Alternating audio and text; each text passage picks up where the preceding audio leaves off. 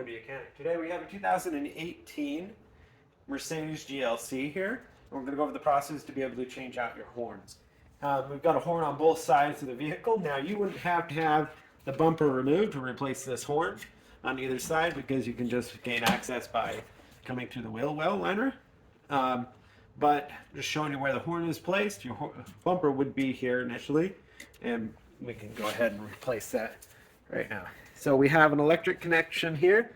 We just need to pull the little safety lock down and then be able to depress, and that unlocks it.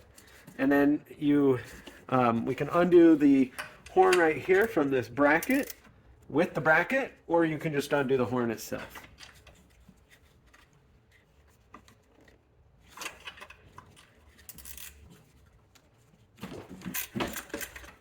And that's an E10, or if you can use an 8 if you're nice with it. And so that is just the horn removed with the whole bracket for replacement, or depending on how the horn comes, you can just take this bolt off here, which looks like a 13. So we have a little notch here on the bracket, so when it goes on, it sits in there to keep it into the right location.